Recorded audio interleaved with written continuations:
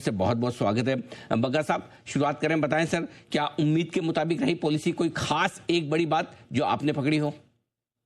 नहीं, बिल्कुल उम्मीद के मुताबिक रही। और रुपए में भी जो मेजर्स लिए गए हैं, स्मूथनिंग और वॉलेटिलिटी के बारे में उन्होंने कहा, ओवरऑल रेगुलेशन को आसान करने की बात की, और मार्केट को, मनी मार्केट को डीपन करने की बात की।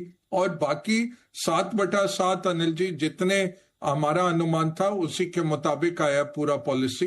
तो कोई सरप्राइज नहीं, बहुत अच्छा है।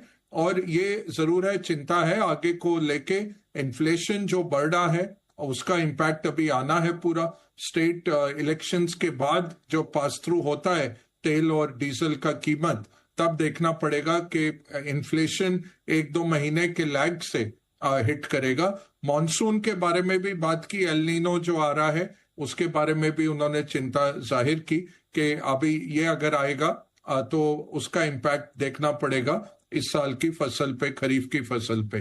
तो ओवरऑल अनुमान मुताबिक अनिल जी, और मार्केट ने वेलकम ही किया। सर्टेनिटी अच्छी लगती है मार्केट को। आज अनसर्टेनिटी घट रही है जियोपॉलिटिक्स से, और आरबीआई पॉलिसी ने भी डिलीवर किया। उम्मीद के मुताबिक रही है पॉलिसी, लेकिन क्या चड्ढा साहब, बाजार की उम्मीद के मुताबिक है पॉलिसी? ये माना जाए या कि बाजार के लिए पॉजिटिव, नेगेटिव या न्यूट्रल?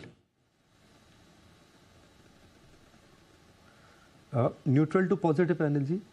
एक जो चीज़ मुझे अच्छी लगी, उन्होंने लिक्विडिटी पे बहुत जोर दिया। लिक्विडिटी बताई कि 2 लाख करोड़ प्लस है, और क्योंकि जब आपका कैपिटल आउटफ्लो होता है, रूपी प्रेशर में आता है, तो पहली कैजुअलिटी रूपी होती है।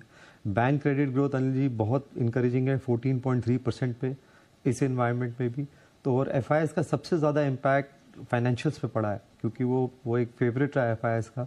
इसलिए आपको आज बैंक निफ्टी में 2500 पॉइंट की तेज़ी दिख रही है। एक उन्होंने अनिल जी मेजर की बात करी, कैपिटल एडिक्वेसी की, वो मैं पूरी तरीके से सुन नहीं पाया। इनफैक्ट बाकी एक्सपर्ट्स होंगे उनका भी व्यू चाहूँगा कि जो एनपीए प्रोविजनिंग है जो बैंक्स को करनी है ऑन क्वार्टरली प्रॉफिट बेसिस, उस पर कुछ रियायत मिली है।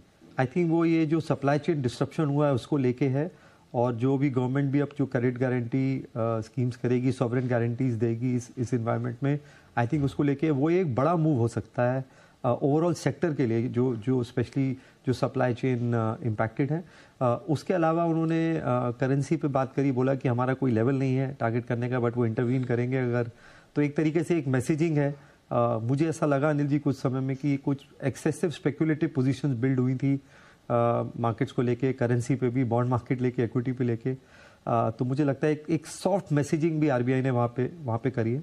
तो न्यूट्रल टू पॉजिटिव है। जब बट मैं और अनिल जी देखना चाहूँगा, मैं चाहूँगा ये जो कैपिटल आउटफ्लो हो रहा है भारत से, ये रुकना चाहिए। अब एक इमर्जिंग मार्केट है, हमें अगर $10 ट्रिलियन पहुँचना है रेगुलरली, अगर नॉमिनल जीडीपी को डबल डिजिट रखना है, तो हमें फॉरेन कैपिटल चाहिए। और उसको लेके मैं और मेजर्स मुझे लगता है गवर्नमेंट अनाउंस करेगी। आई थिंक आरबीआई जितना कर सकता है वो कर रहा है। आई थिंक आपको इसको रिलेटेड और मेजर्स भी देखने को मिलेंगे। कि बिल्कुल ये जो कुछ आपने चीज़ें कही, हमारी टीम उस पर डिटेल में निकाल कर आपके सामने रखेगी। ये बात सही है कि एनपीए की प्रोविजनिंग को देकर कुछ राहत की बात गवर्नर साहब ने ज़रूर कही है, और शायद बैंकिंग शेयरों पर उसी का असर पड़ता दिख रहा है। बैंक निफ्टी गजब की तेजी में आगे बढ़ने की कोशिश करता दिख रहा है। अतुल जोशी साहब से भी रिएक्शन लिया जाए। अतुल सर, क्या कुछ खास लगा आपको इस पॉलिसी में? देखिए, उन्होंने जो एक्सपेक्टेशन था कि जीडीपी कम कर देंगे 20 to 30 बेसिस पॉइंट्स, वो कर दिया। इन्फ्लेशन बढ़ा देंगे, वो भी कर दिया। थोड़ी मुझे इनकंसिस्टेंसी उनकी स्पीच में लगी जब वो डिमांड की बात कर रहे थे। तो रूरल भी स्ट्रांग है, अर्बन भी स्ट्रांग है, इंफ्रास्ट्रक्चर स्ट्रांग है, सब कुछ स्ट्रांग है। लेकिन जब जीडीपी के आंकड़े की बात है तो सारा कुछ नेगेटिव हो गया। भाई, एग्रीकल्चर डिमांड में प्रॉब्लम है, वेदर का इशू है, ये इशू है, वो इशू है, सप्लाई चेन में इशू है, तो इंडस्ट्री कम होगी।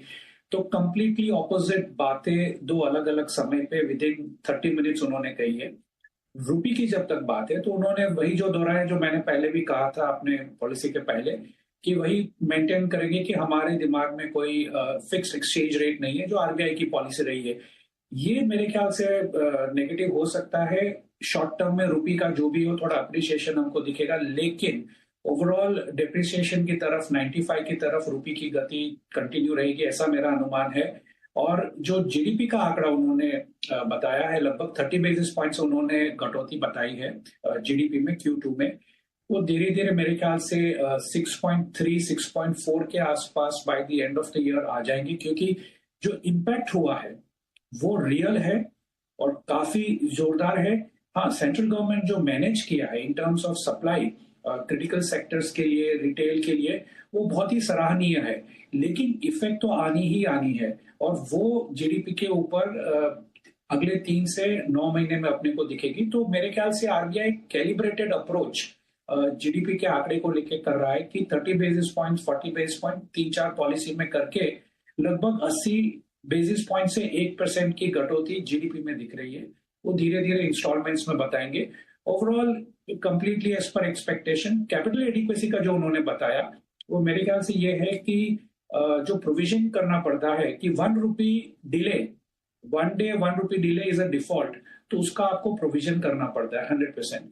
तो उसमें राहत मिलेगी। तो क्या होगा कि कैपिटल एडिक्वेसी नंबर में जो वॉलिटिलिटी दिखेगी वो नहीं दिखेगी क्वार्टरली बेसिस पे। एंड ऑफ द ईयर वहां पर आपका एनपीए की गिनती होगी। तो ये एक बहुत ही पॉजिटिव न्यूज है फॉर बैंक्स के लिए ये वॉलेटाइल टाइम्स में। खास करके एमएसएमईज को अगर हम एनपीए क्लासिफाई कर देते तो सारी बैंकिंग चैनल्स रुक जाती है, कोई प्रोडक्ट्स नहीं मिलते, बैंक शिफ्ट नहीं कर सकते, नई बैंक लोन नहीं दे सकती। तो बहुत ही सराहनीय ये स्टेप उन्होंने लिया है कैपिटल एडिक्वेसी, खास करके एनपीए की क्लासिफिकेशन को लेके। बिल्कुल ठीक बात है। तो ये बड़ा बदलाव होता हुआ दिखा है एनपीए के क्लासिफिकेशन को लेकर। आइए जरा एक बार अवनीश जैन साहब से भी राय लें। सर बताएं कैसी लगी आपको ये पॉलिसी? अनुमान के हिसाब से थी, जैसे सबने बोला। एक्सपेक्टेशन यही था कि RBI wait and watch approach अपनाएगा और स्पेशली ऐसे जब ग्लोबल जियोपॉलिटिक्स बहुत खराब थी। ऑब्वियसली अभी उनका बैकड्रॉप अच्छा हो गया है जियोपॉलिटिक्स का, so they are more confident on their numbers I guess. Also आपने देखा होगा कि आरबीआई ने जब ग्रोथ की बात की तो डाउनवर्ड बायस के साथ प्रोजेक्शन को बोला और इन्फ्लेशन की बात की तो अपवर्ड बायस से